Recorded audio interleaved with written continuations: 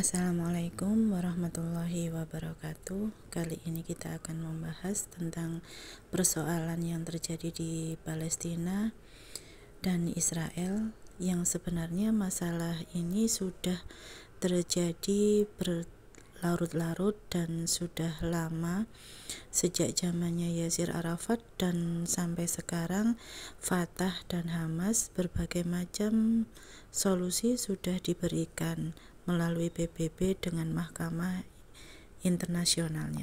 Banyak juga negara-negara di Eropa, Amerika yang demo mengecam keberadaan biadaban Israel. Berapa banyak perjanjian-perjanjian yang dilakukan tapi Israel langgar?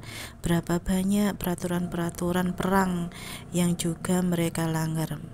Melakukan diplomasi tapi gagal. Tindakan-tindakan yang lain juga gagal.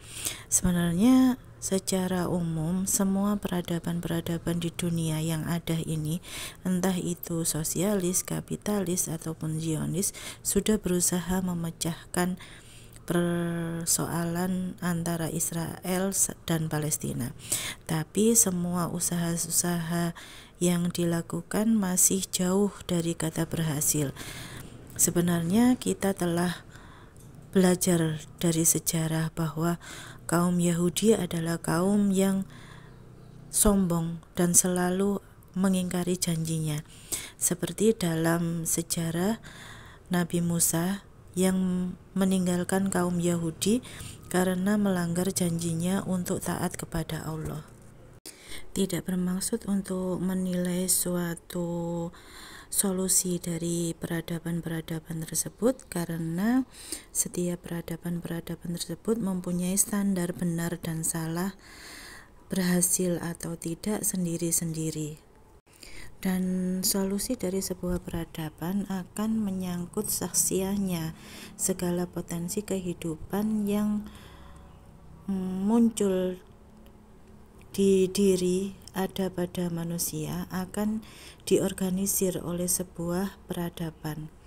Peradaban inilah yang akan mengorganisir segala potensi kehidupan manusia, seperti solusi demo, pengiriman bantuan di diplomasi merupakan bagian dari sebuah potensi kehidupan yang muncul dari sebuah peradaban, yaitu peradaban kapitalis maupun sosialis.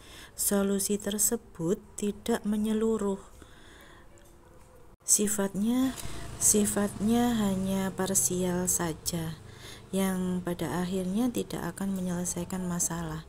Jangankan diselesaikan dengan perjanjian, peraturan, dengan perang saja mereka akan kembali lagi melakukan perusakan ataupun penjajahan di negara-negara lain. Bisa saja suatu saat solusi-solusi tersebut akan bisa dianggap berhasil, misalnya dengan melawan Zionis, dengan dilawan dengan Zionis akan menang juga bisa saja. Tapi persoalannya itu bukan itu. Masalahnya adalah kalau umat Islam ikut menyelesaikan masalah ini dengan cara atau solusi yang diberikan oleh kapitalis maupun sosialis, maka itu artinya umat Islam ikut mendakwahkan kapitalis. Barang siapa yang mencari agama selain Islam, maka tidak akan diterima darinya, dan di akhirat dia termasuk orang-orang yang merugi. Hadis riwayat Bukhari dan Muslim. Jadi meskipun dengan cara sosialis kapitalis bisa diselesaikan, tapi ini tidak sesuai dengan Islam. Dakwah bukan hanya sekedar pidato, tapi bergerak melibatkan diri pada semua potensi kehidupan yang diorganisir oleh suatu peradaban. Itu artinya ikut mendakwahkan peradaban tersebut. Dalam menyelesaikan masalah persoalan Palestina Israel ini, Islam mempunyai cara tersendiri yang sangat mudah kalau umat Islam mau kembali pada aturan Allah dalam mengatur seluruh kehidupan. Yang pertama, solusinya jika sebagai masyarakat atau pribadi yang lemah, maka cukup dengan berdoa saja, dengan mendoakan saudara-saudara kita yang tertindas, dengan mencoba memviralkan kebiadaban-kebiadaban mereka. Yang kedua adalah yang bisa menyelesaikan persoalan ataupun kejahatan suatu negara adalah sebuah negara. Pribadi, parpol atau ormas tidak akan bisa menyelesaikannya, tidak berwenang menyelesaikannya. Umat Islam banyak di dunia ini. Negara-negara Islam pun lebih dari 50 negara. Dan semua negara-negara tersebut diberikan Allah dengan kekuasaan, dengan persenjataan yang cukup memadai, yang seandainya negara-negara Islam tersebut bersatu, maka akan bisa menyelesaikan masalah-masalah penjajahan tidak hanya di Palestina saja, tetapi dimanapun kaum muslimin mengalami penindasan. Di bawah kepemimpinan yang satu, Islam akan menjadi kekuatan baru dengan merajai dunia.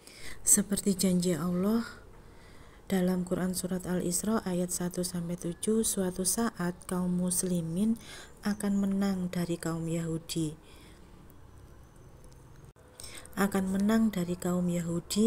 Kembali untuk yang kedua kalinya.